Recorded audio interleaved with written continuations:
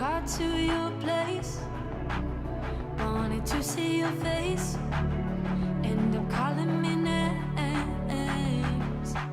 I slept in too late. Burned my tongue, missed the train. All because of that look you gave. My sister says I should give up. My friends say you're not good enough. And now I'm seeing right through you. I'm seeing what they never saw in you. Tell me, are you even in it? 'Cause I'm done trying in a minute. And just like that, there's nothing left of. You can come get all your t-shirts. 'Cause I don't like the way I look in it. And just like that, there's nothing left of you. Nothing left of you.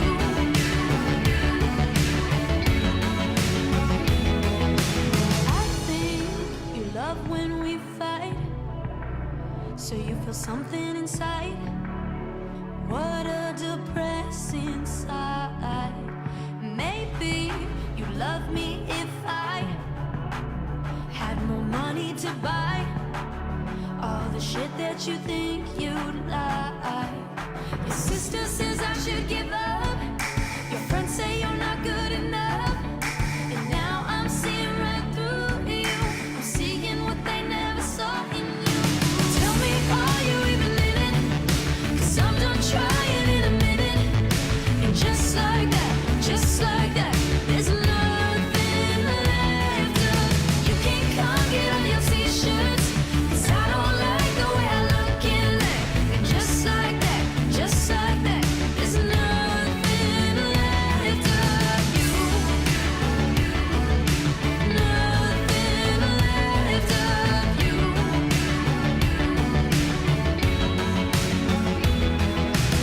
I don't know what you're thinking. I don't know what you want from me. You keep it up and I can disappear. Just like that. I don't know what you're thinking. I don't know what you want from me. Keep it up, I'm gonna disappear. Just like that. Tell me, are you even in it? 'Cause I'm done trying in a minute. Just like that, there's nothing left of you. You can come get all your t-shirts. 'Cause I don't like the way I look in it. And just like that, there's nothing left of you. I'm gonna disappear. Keep it up and I can disappear. There's nothing left of me. I'm gonna disappear.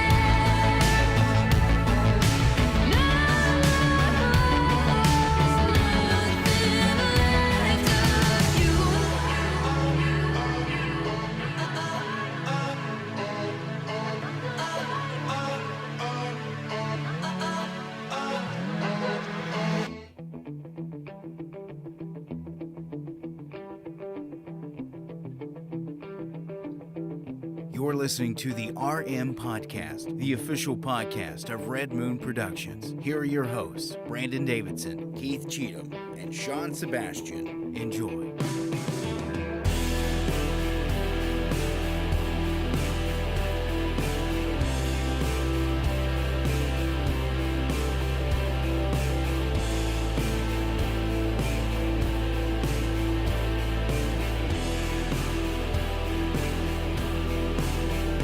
Hello and welcome to another episode of the Red Moon Podcast.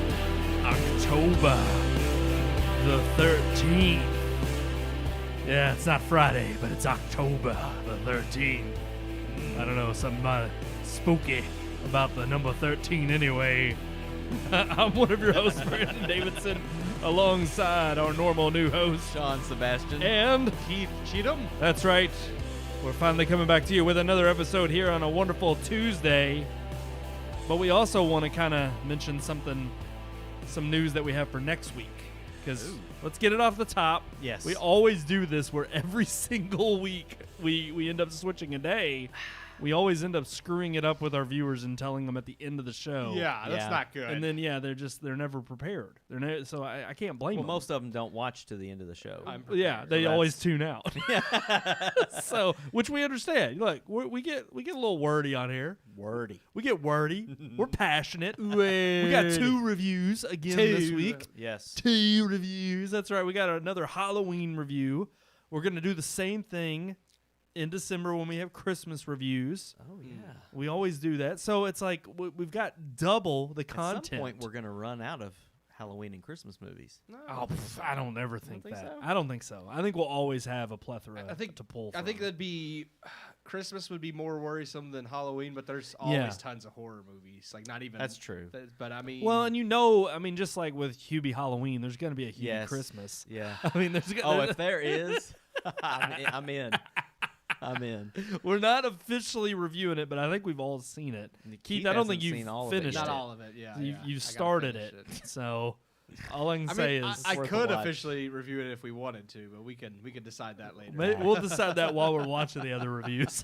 So we haven't decided what movies we're doing next week. We do know The Birds. We do know Hitchcock, The Birds. Right. So well, here's the thing. I've been talking around it this whole time. So next week, Thursday, we're going back to our original time slot. That's right. Thursday. Thursday. Thursday. Throwback Thursday. What? Thursday.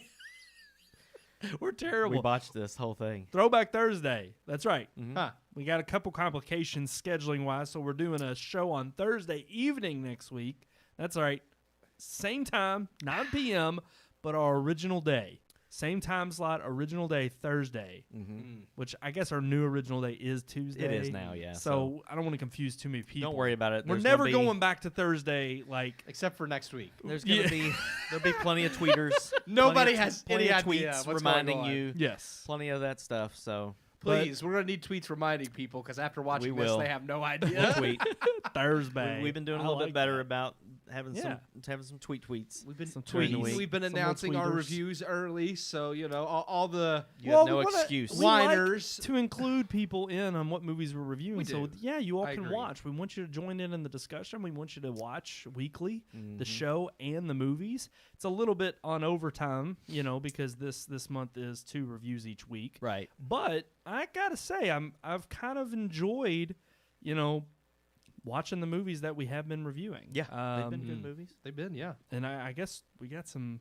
more to get to. Enola wasn't great, but we can, Well, yeah. I mean, it wasn't bad. Yeah, it wasn't. I didn't walk away from it thinking, "Wow, that was a waste of time." Not one bit. I didn't think that way. I thought it was decent enough. See, Keith, you're giving me. You're totally disagreeing with me. I thought it was a waste of my time. I don't think it would be a waste of children's time. So okay, all right, fair enough. It wasn't a waste of my time. Not mine either. Just because of the actress.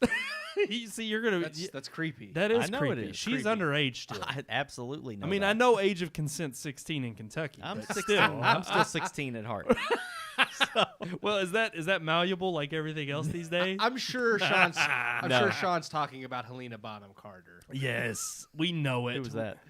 The I'm just mom. kidding. She is. I can't stand that woman. Really? I don't like her at all. She's I know. I like her. I I like think it she's a because good of actress. the roles that she's played. Here's The I just King's Speech. Yeah, she's had fantastic. in great King's Speech. roles, but she has been in a lot Yes. of weird Tim Burton Bellatrix. stuff too. Ugh. So Well, she's married to Tim Burton. I know. So I mean, you that's gonna expect mess it. any woman up. Yeah, exactly. But she can be a good actress. She has her hits and misses. True. So. Very much so. But we don't have any misses this week, or maybe I'm speaking too soon, because we got some reviews to get to. Okay. Let's So do it. who knows what those reviews hold? I'm trying to toss to it, but I got so many connections. I think we should just go ahead and play the review. Crap. All right. Well, then, fine. Here is our review again of the Amazon Prime original that came out this month, which is Black Box. Here we go. Amongst many of the new releases coming to streaming services and not theaters this week are a wide range of horror releases. With Amazon having released 2 in the same week from Blumhouse Productions, the first of many horror releases Amazon made a deal with Blumhouse to release, one of these movies, which has particularly stood out to critics, Black Box, hails itself as a psychological thriller sure to scare. Starring Mamadou Athie as Nolan, a man who recently lost his wife and memories in an accident, Nolan has seen every specialist and treatment possible for his amnesia. Raising his daughter alone while she helps him to piece his life together, Nolan soon signs up for an experimental treatment with Dr. Lillian Brooks, played by Felicia Rashad. Lillian has created a machine called the Black Box that may be able to help Nolan uncover his lost memories. But as Nolan continues to explore his memories, who he really is called into question, and not everything is what it seems. Black Box paints itself as a psychological horror film, and while it does deal with the mind, that alone does not automatically make it a psychological horror film. While Nolan does begin to question who he was before his accident, and there is plenty of suspense, the film isn't as psychological as it wants to be, though does offer up a solid thriller that has a good story. While it does its best to instill fear through doubt as Nolan is horrified by the person he believes he might be, it's obvious from the start that more is off than Nolan's perception of himself. With an outside factor so obviously affecting what Nolan is discovering in his memories, any psychological horror aspects are effectively negated. Outside of this small disappointment, the film is still good, just not great nor particularly horrifying. Instead, the suspense does offer a few moments of thrills, leaving you on the edge as you piece together what is happening to Nolan.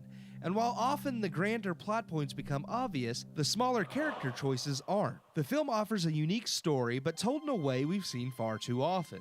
One quote praising the film states Black Box's Get Out merged with Total Recall. And while I don't disagree with this statement, I do not think it is a good thing. The film instead is too reminiscent of these better films. With a dash of flatliners thrown in, the movie borrows heavily from better ideas to create a psychological film that isn't as cerebral as it wants to be. This leaves everything dependent on the characters and story itself, and luckily this is where the film doesn't fail. As a first outing for director Emmanuel Osai Kafour Jr., it's promising. The film just lacks its own voice. Even still, Nolan's journey is worth the watch, and will still manage to unnerve plenty of viewers. I give Black Box 3 out of 4 stars. 3 out of 4 stars for Black Box. Okay. Yeah. Okay. All right, let's go around the table, I guess, and let's give our opinions as to what else. Who else agrees with that score? You've seen mine. It was a lower 3, but it was still. I still gave it the 3. Okay. Yeah, Sean, what about you? 2.5. 2.5. Okay, Mhm. I'm actually sticking with 3. Okay. I thought it was. So let's start breaking it down. We're going to be a little bit quicker this week. Yeah, because we got another review. Because we to got get another to. review Yeah. to get to. But yeah, so Black Box, 3 out of 4 stars. Keith, why did you kind of knock off a star and also agree with your I 3-star liked, rating? for the most part, I did like the story. I just felt like it wasn't. First of all, it wasn't as scary as they tried to make it sound like it was going to be, and it wasn't as. Granted, it does involve the mind, but just because it involves the mind doesn't automatically make it a psychological horror film. Yeah. And I felt like it wasn't as psychological either as what they wanted it to be. I mean, yes, they do go into like memories and his memories and who he is. So in that aspect, they're trying to play with the psychology of he doesn't even know who he is anymore. But it never gets much deeper than that. You can kind of tell, like I said in my review, that there's an outside factor affecting him. And the fact that you can obviously tell that there's an outside factor playing in on what he's experiencing is what negated the horror and the psychological aspect to me. It's like it's not really psychological if you're not lost with him. Like if you're worried about who he is as a person, that makes it So scarier. you're saying you're more disappointed with the fact that it was kind of sold as a horror film, and it's more of just like a suspenseful thriller. There's not really a whole lot like the it horror has aspects. scares and it does have some aspects. I was gonna say I kind of agree. I'm in the boat too that I didn't think that it was.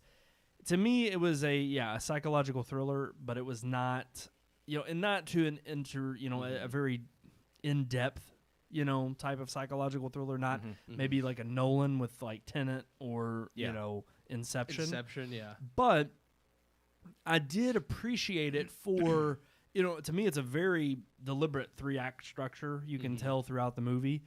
I actually appreciated it for the story that it tells. And, there is what can be considered, I guess, a twist. I don't necessarily see it as a twist. I actually saw it as just kind of an evolution of the plot. And then I actually was surprised and enjoyed where the movie went after that fact. I don't want to give it away, but I will say that the last third of the movie, Yeah. I believe was more entertaining. Yeah. At least to try to figure out, okay, I don't know. It's like I understood everything that they were building to, and then once they revealed that, yeah, okay, your assumptions were correct, you were following the breadcrumbs, they led you to this trail, Yep. then it was kind of a, oh, but do you know where we're going after this? And that left me kind of like, okay, I'm interested to see how the story wraps up, and I was pleasantly surprised. I wasn't blown away. Yeah. You know, that's more the reason why I would give it 3 out of 4. It wasn't anything that was too incredibly integral, or intricate that I thought, was mind-blowing. No pun intended. But I appreciated the story for what it was. Yeah. Okay. Yeah. So, Sean, what about Sean? you? I gave it 2.5 just because I had the movie figured out about halfway through. Not the ending. Like you said, I didn't know where that was going, but Yeah. I felt like this wasn't, even though it was somewhat original, Yeah. I didn't feel like it was anything that I hadn't already seen before. I agree. I do feel like the acting from some of the actors was pretty lame, especially the guy's brother I thought was pretty terrible.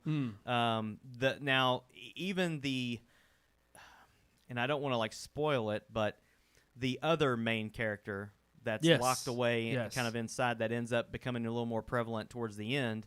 I didn't think his acting was very good. The main character was very good, especially for someone that I've never heard of or seen before. I agree. I thought it was very good. As far as an independent film goes, it was production quality wise, it was pretty good. Yeah. I really just had a hard time finding anything special in the movie. Like Agreed. it felt I just agree. I agree with mediocre, that kind of plain. completely. It wasn't a bad movie, but it wasn't a great movie. It was entertaining. The end of it, like you said, it ramps up. It does get the last 20 to 30 minutes of the movie Yeah. are pretty substantial. And I really did feel like that was what I was kind of bored by the beginning of the movie. And then I when agree. Yeah. when it started, once he started going and actually meeting the woman that he has been envisioning To enter the black and box. yes, Yeah. yeah, that's when it started becoming more interesting. But it just confirmed what I was already suspecting. Yeah. Yeah. It takes a while. I agree. I was bored at the first half. It kind of takes a while to get there. Yeah. Yeah. And I do agree with what you said. I had read online, one critic had called it Get Out meets Total Recall, and they praised it. They said that was a good thing. And to me, that was actually the problem I had with it. I didn't think it was a good thing. I saw too much Too much felt of like- those two movies. Yeah, I saw Yeah. too much of ideas borrowed from those, and I mentioned in my review also Flatliners. I felt like those. Oh, yeah. like those Yeah. 3 movies, like it borrowed like different ideas from them, but it didn't add anything unique of its own Right. Yeah. to really set itself apart. Yeah. And I mean, again, I don't think the story was bad, which is why I gave it the 3. I just felt like it wasn't as unique as it could have been. Yeah, no, and I would agree with those points as well. I mean, honestly, to touch on exactly what you said, Sean, that also was another reason why I think I ticked off a full star. It was just like there isn't anything spectacular about it. I mean, it's cohesive. It's it's fully developed. There's nothing that I was left wondering. You could tell there was kind of this maybe I think thrill for whoever directed it, because I think Keith, you brought it up that this is kind of This was his like debut. the so, debut of this director. And I'd have to, because I can't really pronounce his name, so I'll have to look it Well, up. that's kind of what Blumhouse was trying to do with Right, these with movies. these It's like, movies, let's yes. let's give some Yeah, no-name absolutely. people an opportunity. And I think to, that was perfect. I mean, Yeah. and I think that's exactly what these movies did, and that was their point. And I've appreciated at least this one. I know The Lie is out. I and want to there's see. 2 I other want to see ones. that. That one actually, after reading about that film, I'm more intrigued about that one than Black Box. Black Box. Emmanuel Osai Kafour. Well, there Okay, you go. If I'm No. not butchering, I could be butchering it. No, that was but actually a very pleasant pronunciation. I enjoyed that. That's the director. So But no, I the funny thing is I did not. Here's the other thing too: is I think I appreciated it because I didn't watch the trailer, I didn't read the synopsis. I just went in completely blank, which I actually a lot of times prefer to do that because. Oh, I didn't read I anything think- about this movie. Oh, you didn't? No, Okay. no. I've read about The Lie after watching this one because I was Yeah. kind of like, I wonder if that is something that I would be interested in The more. Lie sounds It intriguing. sounds good, but yeah, we'll see. I'm definitely gonna watch it. I'm gonna try to watch all of these films. Yeah, I mean But- that's the great thing is because there's Tis the 4. season. I was gonna say 'tis the season, and it's a great thing I think Yeah. Amazon's doing in supporting younger Independent filmmakers, indie yeah. artists. I feel like Blumhouse. Go ahead. Well, I overall I thought that ultimately, there just wasn't enough after the film ended that was special. I mean, one thing that I thought the director tried to do was there's a little intriguing part at the end where it alludes to it continuing or Maybe there being a sequel. Yeah. And I was just like, that's unnecessary. Yeah, I was like, okay, wishful thinking. Yeah, Like, it's yeah. not, this is not Lord of the Rings. You know, Yeah. this is not, Lord of the Matrix headset. or, yeah. Lord of the VR. Lord of the Black Box. The Lawnmower Man 2. Yeah, exactly. This is not at all something that warrants a sequel or that I was interested in enough to be like, oh, I've got to see more of this story. I was intrigued for what the movie was. I was in tune the whole time. I was, watching, thinking, okay, yeah, I want to see what happens. But by the time the movie ended, it's like, I'll probably forget about it. Yeah. It's not something I'll remember forever. The only thing that really stood out to me was with the ending, and again, not to try to spoil it too much, but there's a moral dilemma that's presented kind of at the end that I was really happy with the way Yes, that agreed. they did that, because it's basically like two people fighting for the same life. And it was like one guy finally realized that, and just from what I took from the movie, everybody else might watch it and might get a different story or a different lesson out of there, but it was almost like I had my chance, I screwed it up. This guy actually deserves it more, so I'm going to go away and let this man have his life back because he did things the right way. Right. And I'm letting, so it was almost a sacrificial thing that happens at the end. And I liked that. That was the thing that I probably liked about the movie the most. Was I agree, that actually. the good guy, the guy that's done everything right is the guy that ends up winning at the end. Yes. And I like well, that. and that's what Appreciated kept me intrigued Yeah. the whole time. Honestly, what kept me intrigued was how is this going to turn out? And that's why I liked the turn that the last third of the movie took, because in my mind, I'm sitting here thinking, I don't know how this is going to end. I don't know what story they're going to tell. And I thought at first it was leaning towards a tragic ending. Yeah. For what I viewed as, no, I don't want this to happen. And so I was actually pleasantly surprised with the ending, but and while I liked it, I was also, intrigued with how are they going to pull this off. And that is what kind of kept me interested the whole time. And for that, I was like, okay, this is not a bad movie at all. Yeah. I would recommend this to people who have Amazon Prime and definitely want to check out. I would agree, Keith, absolutely with you that this is not something that if you're looking for a horror movie to watch this season, it's again a psychological, suspenseful thriller. There's a couple of points that may creep you out, but for the most part, I think it's stuff that's been done. They're tropes that you've seen before. There's nothing that's going to make you just completely scared. And even thrillers can be scary. I mean, Hitchcock has proven that. Yes. It's just this one's not. Yeah. Well, speaking of Hitchcock, let's Wow, Keith, you set it up perfectly. Keep going. Here's our review. Damn it, Dial M don't for go Murder. so quick. I got to get it ready. I paused. told him to go. I had like a,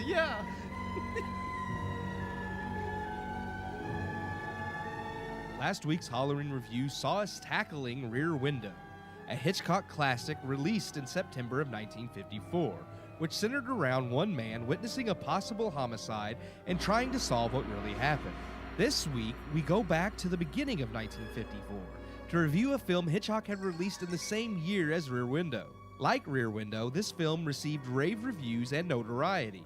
And while it may not have embedded itself as deeply in pop culture as the film that came right after it, Dial M for Murder is still considered one of Hitchcock's best. Starring Ray Milland as Tony Windus, a retired tennis player who discovers his wife Margot, portrayed by Grace Kelly, is having an affair with crime fiction writer Mark Halliday, played by Robert Cummings. Dial M proceeds to tell the story of how Ray conspires to have his wife murdered, and the subsequent investigation surrounding the assassination attempt. Dial M is a suspense crime film centered on Chief Inspector Hubbard, played by John Williams' investigation into Ray's assassination attempt. Touted as one of Hitchcock's best films centered around murder, much like Rear Window, Dial M, while sharing similarities to the film that would release the same year, is also vastly different. Dial M, despite claims to the contrary, is much more based in the crime mystery genre, lacking the thrilling suspense Rear Window offers. As a viewer, you are already aware of the outcome surrounding the film's internal mystery, already knowing who is guilty. The fun of Dial M comes from watching Inspector Hubbard and Mark as they attempt to resolve the case while Ray does his best to cover his tracks. The twist is clever and the film fun to follow, but truthfully lacks as a choice for Halloween. There will not be any cheap scares, something Hitchcock doesn't do anyway, but there is likewise little in the way of fear built on suspense. While suspense exists in this film, its role is in building up whether the crime will be resolved and the right person punished. This isn't a mark against Dial M, of course, but with many critics and film buffs touting the film as a perfect addition to horror viewing, first-time viewers may walk away disappointed. While the movie isn't scary, it never tries to be. Terror isn't Dial M's goal, despite what promotional material may lead you to believe. Instead, we have a straightforward suspense crime film that is a lot of fun to watch, but still a tad too straightforward compared to Hitchcock's best. I give Dial M for Murder 3 out of 4 stars.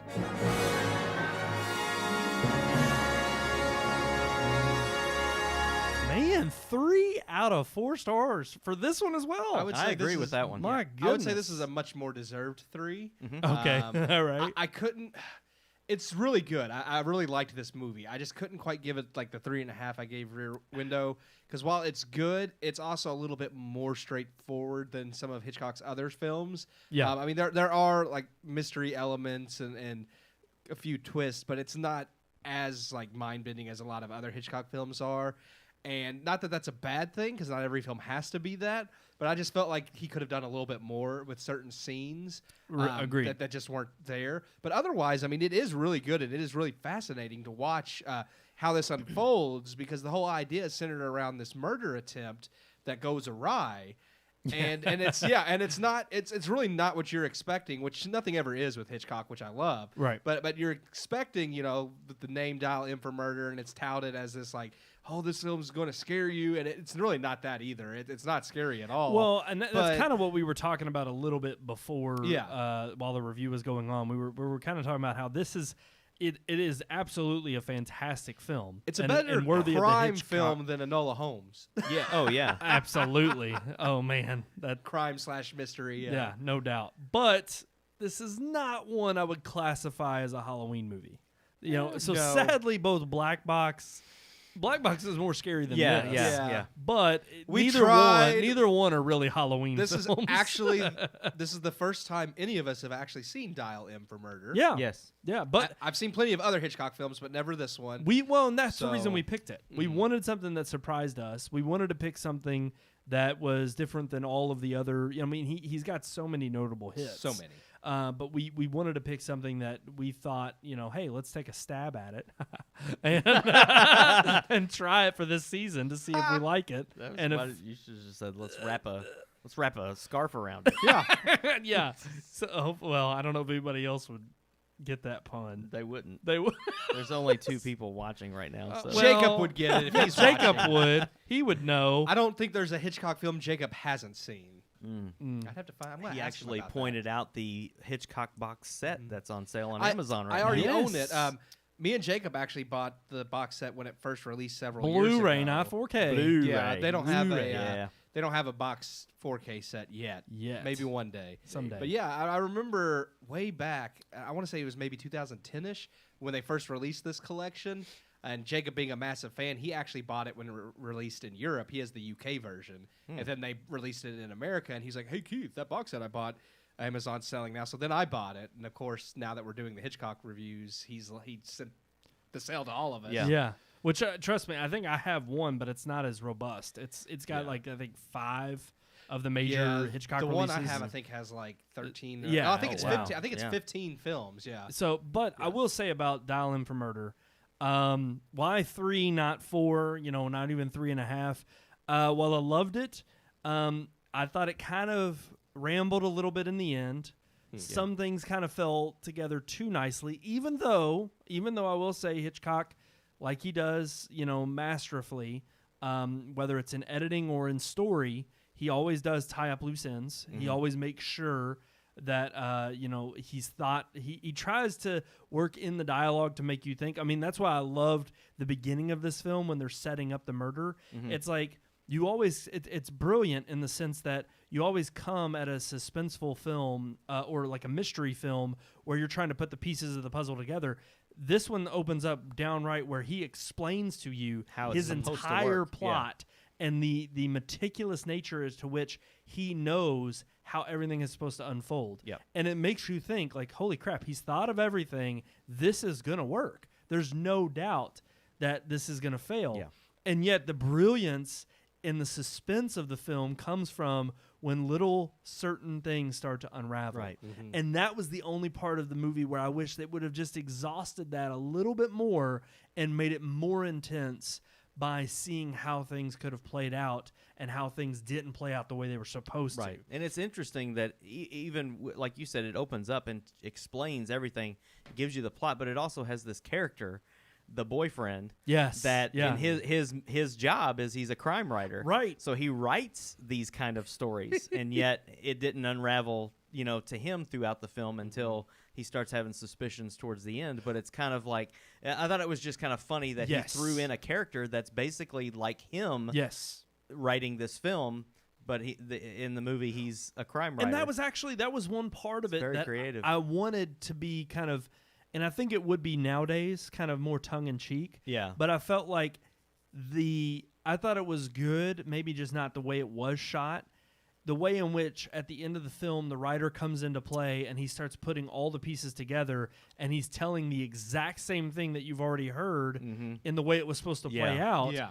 And yet part of me was like, if he would have just got one or two things off from the way they were supposed to happen, Yeah. it would have made it more believable. The fact that he did completely, even though he's a crime writer, I'm like, Yeah. there's no way Yeah. he would have done exactly the same exact Right. thing. It made me think that he actually Knew. and Yes. that he was just playing with him, Right. just toying with him a little bit. But I agree, but that is a small, minor nitpick. Like for the most part, the film as a whole is still intriguing from yes. start to finish, and thankfully, I think by the end of the film, I will say the one little clever twist. I don't want to give it away.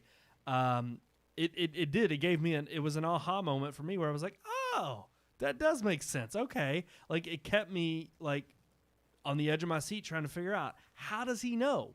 How does the detective know Yeah. that this happened this way? Yeah. And I was did really like, happy about that. I did like that. I know what you're talking about. I do agree. Okay, fantastic. So we all agree on this one. yeah, I think so. We all like Dial M for Murder. At least when it comes to Hitchcock, you know you're going to get something good. True. So. No, very true. I would agree. So far, no misses at all, which I wasn't expecting any. Yeah. But definitely, maybe not one to watch during Halloween specifically. No. You could watch yeah. this at any time. But we do have two movies for next week, of course. We do. That we're going to review.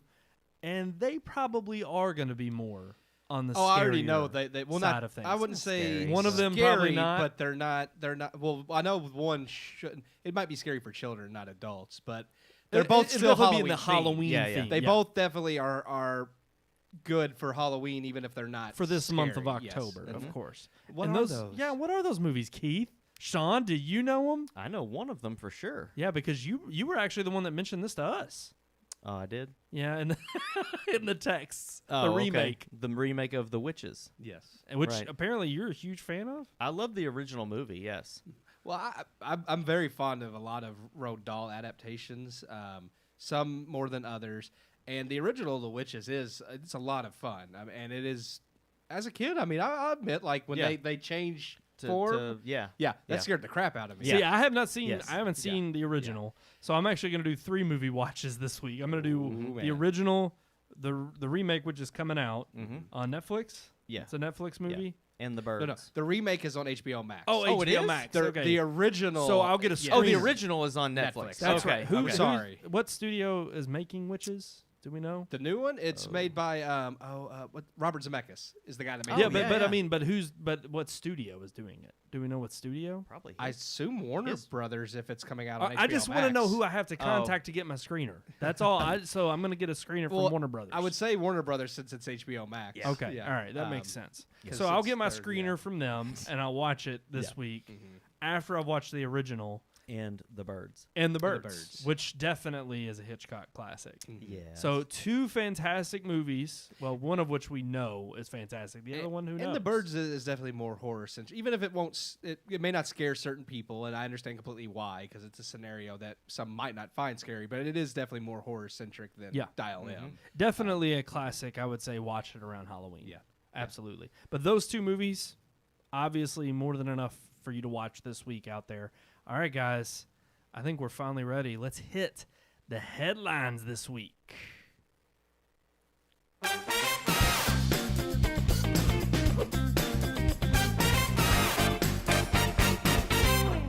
That's right, guys. It's our headlines. Yes. We got 3 big old headlines I on like. the chopping block for this week. I like. You like headlines? Headlines. What do you like about head? It sounds like you're saying like headlights. Headlights is good. I like headlights. headlights. I like to use that special shampoo. I like that Dr. Bronner's get rid of my headlights. Oh, we'll get rid of anything. Get rid of the headlights. Get rid of the headlights. Get rid of the grease on my pans and my kitchen.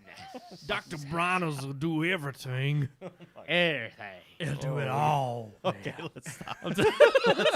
Let's get to the I'm telling headlines. you, it's been a while Please. since we've gone off on a tangent. I like that. I think we're I on wanna do like more of 3 that. for 3 on this show so far. 3 on for 3? tangents. Yeah. Okay, We that got one on was the box that set, one was funny. And then we got there was another Dr. one. Bronner's. That was Dr. Bronner's. I don't know what People else. might want to know about that box set. They can buy it on Amazon. That's true. If you're a fan of Hitchcock, Hey, it's that on wasn't sale. really a tangent. I wouldn't. That was movie related. It was. It Anytime just- it's it was about off topic. movies, Dr. Okay. Bronner's. Well, it's okay. Dr. Bronner's has nothing Nothing to do with yeah. Here's the thing. If they're a sponsor, Every now and then you got to get a little off topic. if, Yeah. the, It's if boring the if one if the True. one true God Faith soap, Dr. Bronner's wants to Right. to sponsor our show, I One would love it. world. It'd be funny if One the world, only all in one sponsor. world, God faith soap Yep. or something like that. Oh, it's like Over 100 uses. yeah. Hey, I've used it as shaving cream before and it works. Does Oh, it? yeah, it does. Oh yeah. I just I didn't have any, so I used the Dr. Bronner's. It was Yeah. great. I use the peppermint. People That's the probably only say one Your I face go feels with. good with that peppermint after you shave. Oh man, It's man, I'm like telling ice you, on your face. exactly. That cold air hits Just it. don't get it in your pee hole. We promise Dr. Bronner's is not a Stains. sponsor. We're just promoting it because how much we love it. It's fantastic. Yep. You got to get some. It If changes there's, your if life. there's one part of the Green New Deal, it's Dr. Bronner's.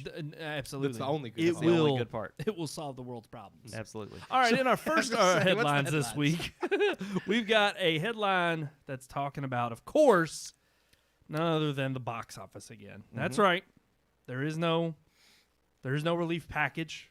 There's no stimulus coming for the theaters. it's failing, I guys. just looked at the like the picture on this article for the first time, and I was like, "What the hell?" A bunch of mad-looking Chinese people. It's in their movie. I don't know why they're mad. They're about to. Their They're box good. office is about to surpass ours. Yeah. China's movie-going box office for this year is about to finally surpass the U.S. The first time ever. It's insane. First time any country has ever surpassed. Surpassed the yeah. US. Yeah. And the thing is here's the thing. Think about it this way. Every other country's back to business. No, absolutely. That's fundamentally the truth. And the fact is think about it this way. So they're fastly approaching the $2.08 billion.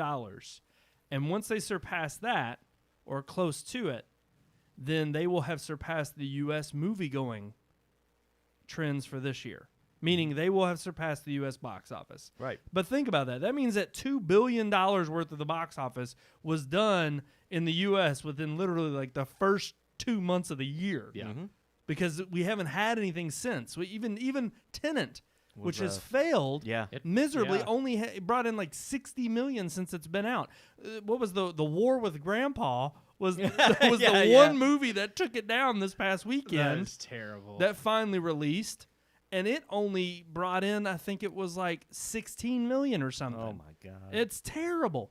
And yet that film that you see pictured on that article, My Sean, people, my homeland. My People, My Homeland, just crossed $325 million. Yep. And it's a Chinese-made film. So there is no doubt that this is going to happen. The China box office will surpass and be considered more valuable than the U.S. box office. I mean, is this not sad? it is That's sad. pathetic. This is sad. I mean, when you think about it, because I mean, nobody talks about it, but I mean, America's like largest export really is cinema. I mean, that is a part of American culture that is uniquely American. And Yes. other countries make films, but the film industry began and was uniquely shaped in America. I would say All show these business. Other Yeah. countries are basing their filmmaking off of ours. Yeah. I mean, that's one of the biggest. I mean, look at during World War II, the freaking Nazis wanted to make movies like American cinema. I mean, it was for like the only thing. propaganda. It was the only American thing they liked was cinema. Well, and That was the only American thing. Kim Jong in North Oh, yeah, Korea. Kim Jong-un, yeah. He loved He American loved the cinema. interview. Yeah, they say he's got a DVD was his collection favorite movie. No, bigger than anything. that's his son. That's his son. Yeah, that's true. No, but the funny thing about it is, well, it's not really anything funny about it. It's like, again, it's sad. Even Stephen King took his nephew this past week, and there was a story about how he was one of 4 people Yeah. in the 4 groups of people in the theater, and it's Yeah. like when you have someone like that who understands, who is a showbiz guy. Yeah. Well, he even loves in terms cinema of being just an anyway. author, yeah, absolutely. who's just we're just as upset. Yeah. I mean, we go to the movies, we support the film industry. We want to see what we want to go out and spend our money. I don't want want to to see theaters go away. I love the Of theater. course not. And so to see this happening, it's a sad day that the box office in general is usually something we can always tout as. I mean, maybe not in the best sense. Maybe it's our it's funny because it's like entertainment wise, it's like, wow, okay, Americans love their entertainment. I think if you play any of the Grand Theft Autos, it's one thing they get right about making fun of Americans. Oh, yeah. I mean, it's like we splurge when it comes to entertainment. I mean, look at part of the reason why Avengers. I mean, even look at Star Wars Episode 7. When it came out, the only reason it eclipsed the amount of money it did was because it did poorly in China and overseas, but it's a huge mainstay, of Massive course, in America. in America. Well, I mean, and that's kind of a sign of. I mean, you look at like wealthier countries. It's like when you have nothing, like when you're not worried about poverty and hunger in the same way as other countries, you focus on things like entertainment. And I mean, that's people who want to knock America. You still have to look and realize that we are way more privileged than many other countries. Yes. And that is a clear sign of it, is when one of our biggest worries are cinemas as opposed to Food. Yeah, food. Exactly, yes. So It's another major American export, McDonald's. we don't worry about food in America. I Right. mean, there are people that do, and I mean, that is sad, but No, I'm not in sorry. the The same poorest way. Americans are the fattest ones, Yeah. the fattest poor people in the world. Just saying. Yeah, I know people get mad at me for that. there would be. But no, but the fact is no, it's no doubt we do have that privilege as being the world's #1 economy. But even like you just brought up, Keith, about how the cultural impact too. I mean, it being a huge export in that regard. I mean, we were talking about it, I think, after you had recorded the review the other night, about how it's interesting because even when we talk about shows in other countries, we were talking about the popular shows in Europe, and it's like you have like Doctor Who and Sherlock and the original Office. The original Office, which like the American version, I would argue, grew to be more popular. No, I would agree. Yeah. I would agree, and I think in some ways for Not- certain not- seasons yeah, are better. Yeah, But not to knock the British version, No. but I mean worldwide. I mean, which it spawned the Yeah. American version. Yes. But the point of it being that certain shows that are ingenious in that way, or they penetrate the American market, it's like people realize when they want to make it big. I mean, look, Justin Bieber would not be the sensation he is if he was just a Canadian star. Yeah. He comes to America, he becomes the pop sensation of America, Yeah. and then boom, therefore it's like the pop sensation of the world. Yeah. And you can go overseas, you can have a David Hasselhoff who's huge in Germany. Yeah. But the thing is it's like at the end of the day, so many of the other countries in the world look at our showbiz and they see that as a landmark of where they want to go or what they want to produce.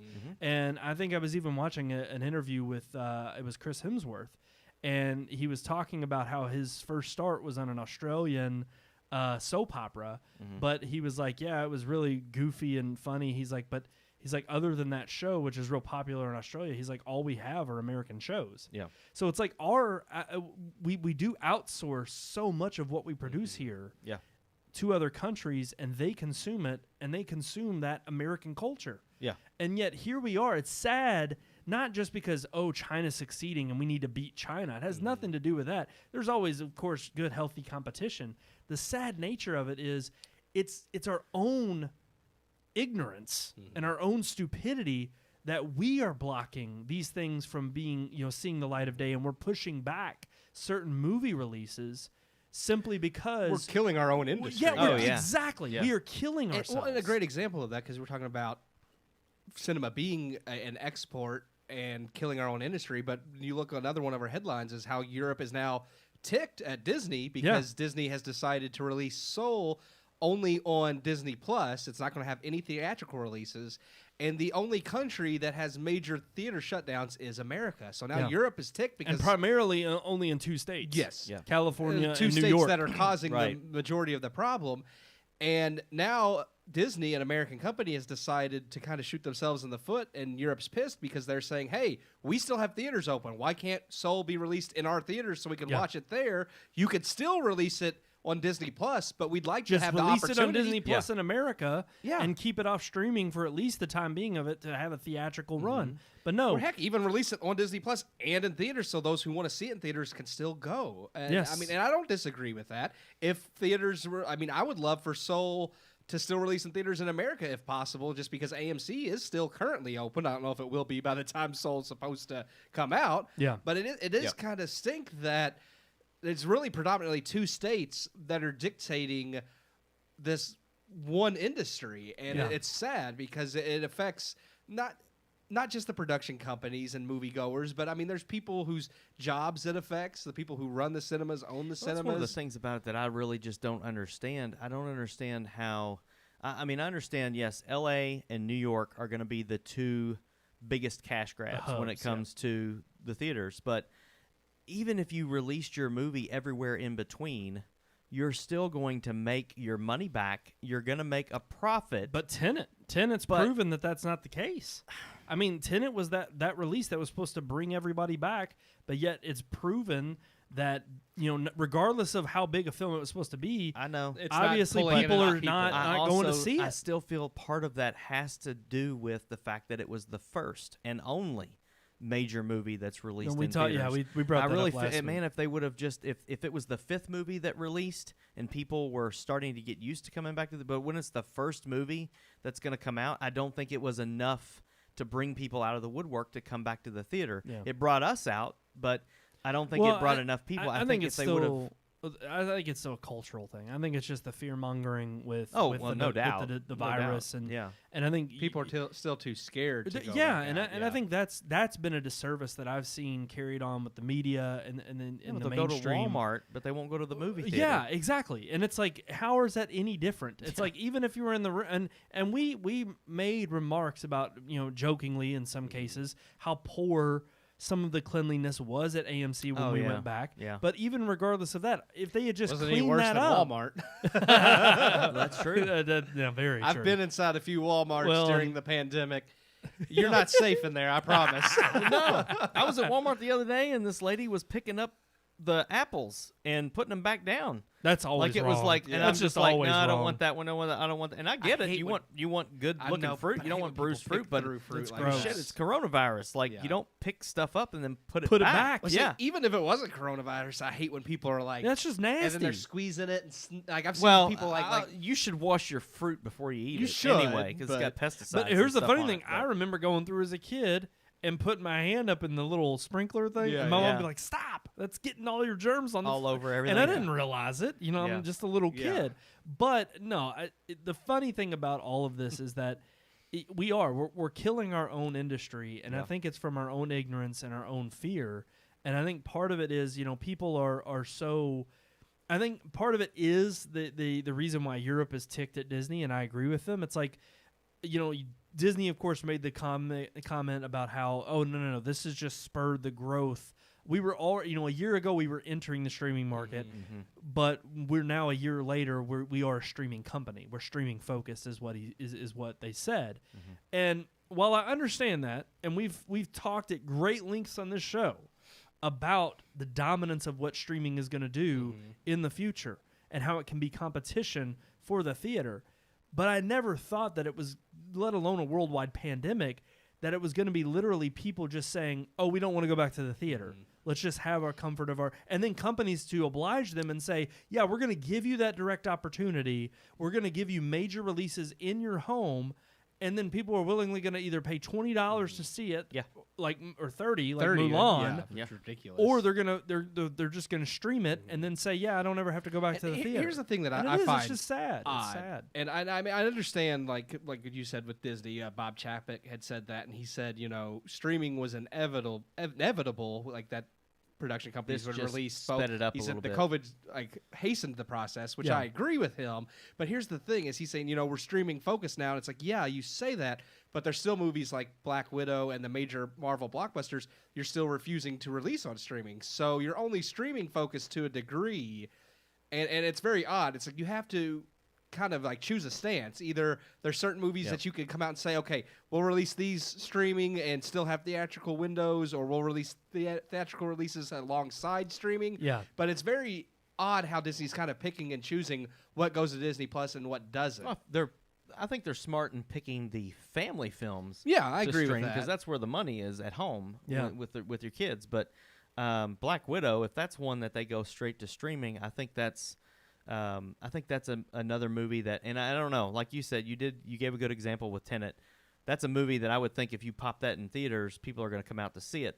But Well, and we talked about it, to be fair, because we did talk about it last week about how if Tenet, I think, would have been a good first one. But I think to keep up that attendance and that audience, You need more major releases. You Well, needed You gotta one right make after the other. People believe that Yes. theaters are reopening. When you throw one movie in there that's And then a actually month good, or and 2 then months 2 months before the go next by and one. there's nothing else, people Yeah. are just like, well, this isn't really back to operating yet. Yes. And also, I feel like if you're giving people the option to stay home, and then you're going to Yeah. give them what they want. I mean. No, I agree. They're supposed to give them what they want because they want to make money. They're the but customer, I'm just exactly. saying, if you're just like, well, as a movie goer or a film person, you're going to say, well, I'd rather watch it at home. Well, I'm just not going to go to the theater, and eventually Disney will put it out on streaming. Yeah. And it's like, well, if that's the attitude you have, that's part of the problem.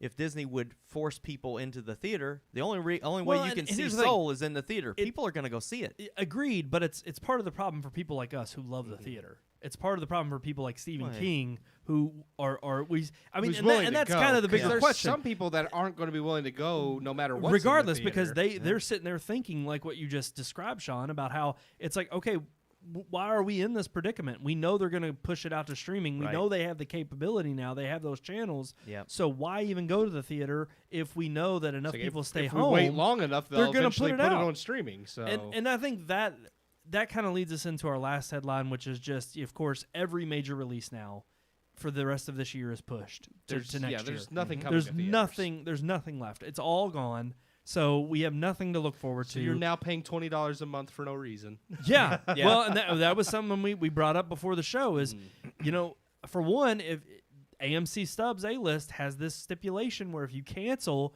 you have to wait 6 months before you can rejoin. Well, I'm going to have to now calculate, is it worth canceling? Because I'm not going to pay for a subscription $20 Yeah. a month for to not use nothing it. in the theater. Yeah. And am I going to cancel now, or a little? If the longer I hold off, the closer we get to movies that are supposed to be releasing. Again, like you said, we're unsure if some of the movies that are pushed back to March, April, or May of next year, Yep. they could still be pushed back even further than that.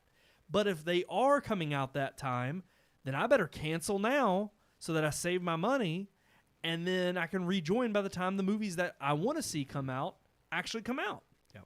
I mean, it's a predicament. I mean, I hate to say it, but it's like there is no hope for the theater this year. Right. There's zilch, And nothing. AMC's, I mean, the people that are monitoring their finances are saying they're not going to make it to the end of the year Yeah. financially. They just can't. And Regal's already shut down. And if there's nothing coming out now, I mean, I think we kind of texted back and forth about it. Top Gun was one of the December movies that Yeah. was supposed to come out, and now it's not coming out until July of next year. So that was one of the last Bastions blockbuster of kind of hope. movies that was Yeah. going to come out, and they said no, not Tom Cruise. They can't even pay him if they don't put that movie in theaters. So True. I mean, I just feel like AMC and these theater chains are really going to.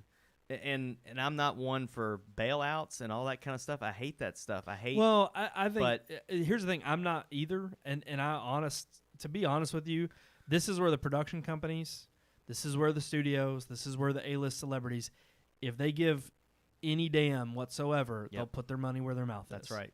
And at the end of the day, what it really comes down to is if the moviegoers won't support it because there's nothing being put out, because there's no way for them to support it, Yep. you can't ask moviegoers to, for one, risk their health that they're already worried about in a global pandemic to go to the theater to see a 30, 40-year-old movie.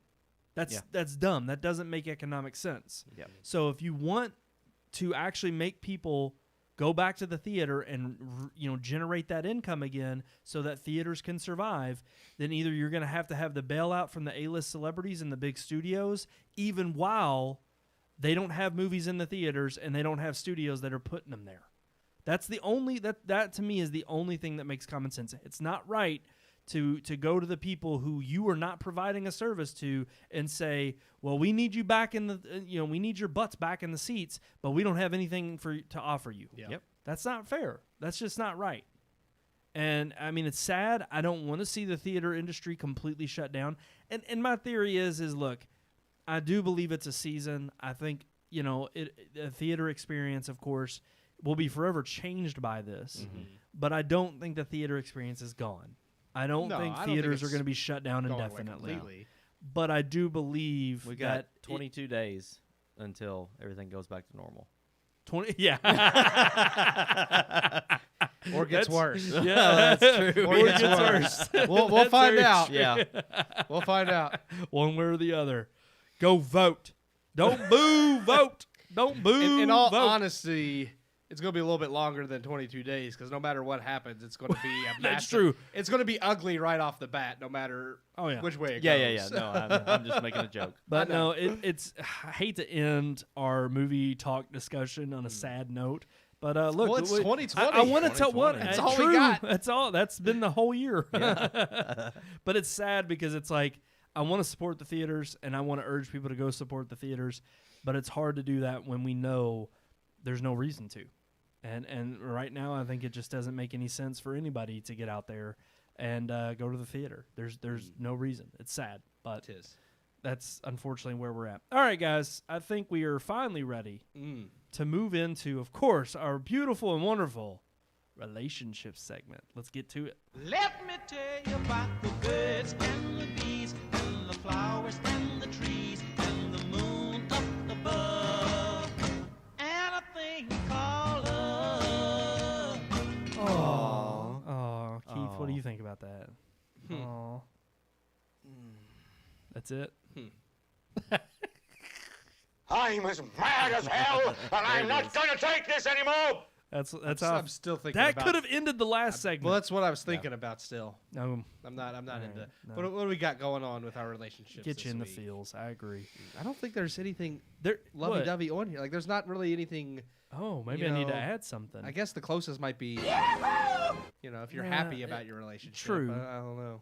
Well, and that's kind of the point of this week, though. And it's different. I don't know. I'll see how. I'm going to throw this out there and see how you all handle it. Okay. Throw Yeah. it out there. Yeah. Did y'all read the question by any Yeah. chance Yeah, I read it. before, Yeah. like Yeah. 5 minutes ago? Yeah. Alright. So the question, because of obviously we're in the month of Halloween, Yeah. wanted to kind of revolve around that. So the question is in your relationships, do you trick or do you treat? I would hope you do a little bit of both. Yeah. I think that's know. the safe answer. Yeah. Well, I mean, honestly, I think that's just anything in life is that, sometimes you have to have a little play and sometimes you have to have, Ooh. Little trick and a treat. You know, yeah, yeah. I agree. No. Well, that does sometimes it you for our gotta give them the relationships. carrot. Sometimes you got to give them the carrot. Sometimes you got to give them the stick. Oh man! Wow. Ooh. I'm not, and I'm, you know, Maybe the stick is a little bit of a treat. it might be. No, I would. You've agree. never said no to it. No comment. Okay. No, I can honestly say that yes, from a friendship of 30 years on this earth, almost 30 years, I I guess. give you the stick. No, I was just gonna say we definitely have tricks and treats. More so tricks than probably treats. Yeah. I don't know how you classify it. I mean, I a mean, treat doesn't have to be true, like- a trick. I mean, there was that one time, and this is funny because it's actually I don't know what he's gonna say. because it was actually on the way to you breaking up with one of your relationships when we had stopped at Walmart and bought this massive bag of Reese candy.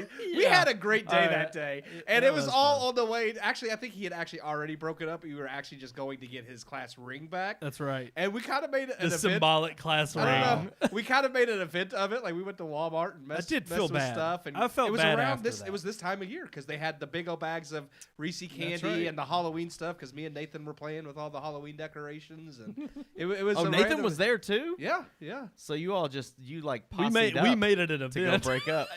Wow. Okay, the story I'm surprised you was didn't film it. the story. Well, Right? we sort of did. There Kind was of. I'm video. sure Nathan has video. Oh well, okay. So we were filming 26 years, the Mm-hmm. infamous 2-year saga of filming. But I would say that was when a we were treat. 16. It was probably a trick for your ex, but it was a treat. Yeah, for us. That's terrible. Terrible. and basically what it was is we were in the middle of filming when I got a text from we were already broken up. Yeah. But I had kind of I don't want to say ghosted because that wasn't even a term back then. Yeah. But you were But doing it. we weren't doing it. Ghosting, not No, doing it. yeah. Okay. No, but we were basically I wasn't giving her the silent treatment. I just didn't know how to respond to the breakup, so I was kind of just staying silent. And she texted me one day or called me one day out of the blue, on my way to work, and was asking me. She was like, "Hey, I grant she was an honest person. She was like, I still have your class ring. You need to come get it." And I was like, "No, that's fair. I understand. Thank you. I'll come get it." And the only free time I had during the week would have been the weekends. Right. And we were filming this movie, so we decided to take a good hour and a half This is long why break. it took so long This is why to it took make so the long to make the movie. Yeah, Wow. exactly. So we decided to just take a whole long break, and we left from where we were filming, which was my old church, and we drove all the way out to her house, and of course with Keith and Nathan in tow. And I just remember, we had Cokes, we had Milano cookies. We had all this big, huge bag of Reese's. Wow. Yeah, and it was just and we were like, okay, we're gonna drive out there, and I told him once we got in the neighborhood, I was like, all right, guys, I was like, we got act serious. we now. gotta, I was like, she's gonna be upset, she's gonna be kind of down. We I can't was be like, having a good time in we the car. can't be laughing. And sure enough, Nathan doesn't take to any of this. He's just joking around. Nathan always just does his own thing. Yeah, he just does what he wants. Exactly. But so what ended up happening? We pull in the driveway. Of course, I go up to the door and I'm expecting this quick exchange. I get the ring. Well, she happens to look out and she's like, "Is that Keith and Nathan?" I was like, "Yeah, we were filming the She wanted to movie come and- say hi, and she's which like, was really awkward. I want to go say hi." And I was like, "Okay." And so sure enough, she walks up to the car. Roll I the know. windows down with this big bag of candy and Cokes. It's I know she had to be able to tell that some crap was going down. That it's why are y'all sitting there just driving around eating a bunch of junk food? Eating your feelings. Yeah, I was eating. I was in the feels. That's right. But no, it just ended up being a fun. Like you said, a trick for her, a treat for us. She came to the premiere though. Yeah. So that that made up. No for hard it. feelings. Yeah, none at all. No. She's married now, and I wish her nothing but the best. Yep. And you're still fat at home alone. Hey, I am too. Damn. I am too. Dang, Trick go or on. treat. See, that's oh only, man. that's the only reason but I he's feel got that class comfortable ring. saying that. I got that because- class ring. Yeah, I that's got right. That's damn right. I did. Got that back, didn't you? I got that $100 of gold. That's right. that White you paid gold. $300 for. Yeah. Oh yeah, they saw you coming. Yeah. It's like, we'll give you Man. this ring for $300, but you only Oh, get hell 50 yeah. for it at the pawn shop. Yeah. My parents even asked me. They were like, "Do you want a class ring, or we'll put money towards your computer?" And I said, "I want a class ring." Oh, Stupidest man. decision I ever made. Yeah. Well, then you would have went Dumb. over there having to get your computer back from her. I wouldn't have given her that. But no, I do think it's a healthy thing, a healthy dose to have tricks and treats. Oh yeah. You got to be able to That's liven my it up. marriage is trick and treat. Really? Oh yeah. Describe yeah. something, with Well, you I and mean, Amelia. I mean, the treat part. The way I would classify this is there's playfulness, there's picking with one another, Yes. there's teasing and poking fun back and forth, and there's even doing things to each other just to piss the other person off because it's funny.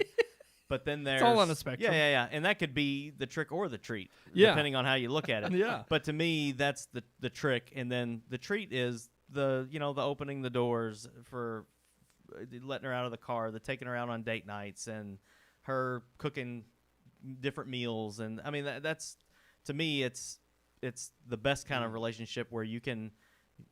It's not all serious. There's the playtime. There's the time where you can even be sarcastic or even almost, dare I say, be mean to one another. But and it be meaningful. Yeah. Like, I mean, it's still funny. It's like she says stuff to me all the time that I'm just like, I don't. Damn, that was cruel. It kind of hurt my feelings, but it's also funny at the same time. And it's just like, and then I look forward to getting back at her. Well, and here's So the thing: how it's- does that change in terms of because obviously you test those waters a little bit when Yeah. you're starting out, but when you're 10 years in, it's a vastly different than when you first started out. Yeah. I mean, by that point, I you would know each other. Yeah. I would say it's almost like I would look at it as compare it to farts. Like when you're dating somebody, like Yeah. when you're just new into that relationship, you hold every single one of them in. If one Gotcha. of them squeezes out, it's very embarrassing. Even though the other person laughs, you're still embarrassed by it. And then 10 years in, you're just like, I'll shit in front of you with the door open. Well, like, of it's course just you like, better. Yeah, it's like, bring me toilet paper. This is a big one. Like, like that's how it is. Well, when you have vastness- seen your kids come out of that, Well, yeah. I mean, at that Well, point, they don't there's come out of the nothing. butthole. They don't come out of that. But you do poop when you have a baby. There you go. That's what I Poop meant. comes out. I will say. But yeah, it's like, what else is there to hide? Yeah. There's nothing at that point. So I really don't. I don't even feel like there are limits to test anymore. Like I feel like it's if it can be done, we've tricked and we've treated. Like if it can be done, we've done it. Well, and see, and that's the So- other good thing you kind of just brought up, and I guess this will be a little wrap up. It's like, because that's, I think, the more interesting thing is as a friendship or relationship continues on, you kind of start to think, do you know the person well enough that you can kind of, trick them into thinking, maybe that's part of they coincide. It's like, I got to trick them enough because I know them so well that to treat them. That's where the little white lies or Keith, you're giving me I'm those trying to eyes. see where he's going with this.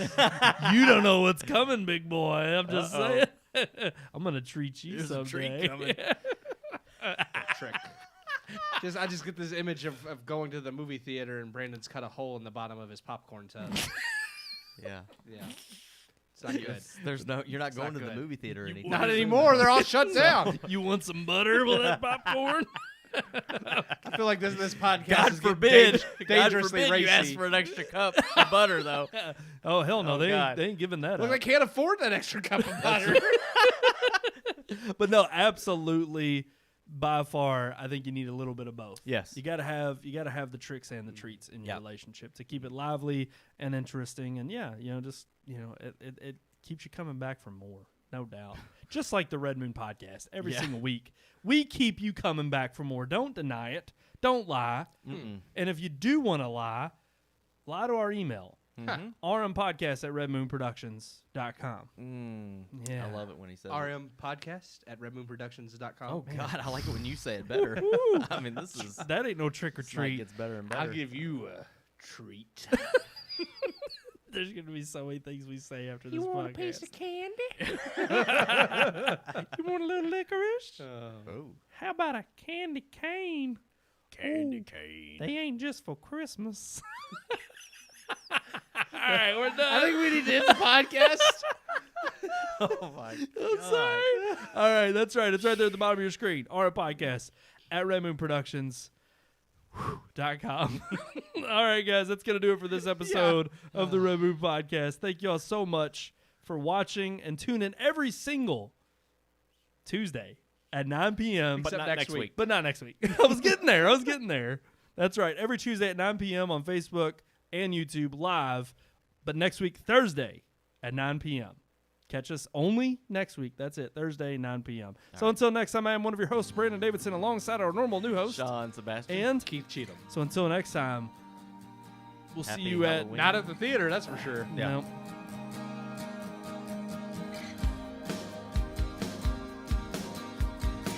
We hope hope you enjoyed this week's episode. For more reviews, previous podcast shows, and everything Red Moon, visit our website, redmoonproductions.com. You can also like us on Facebook or follow us on Twitter by searching for Red Moon Productions, LLC.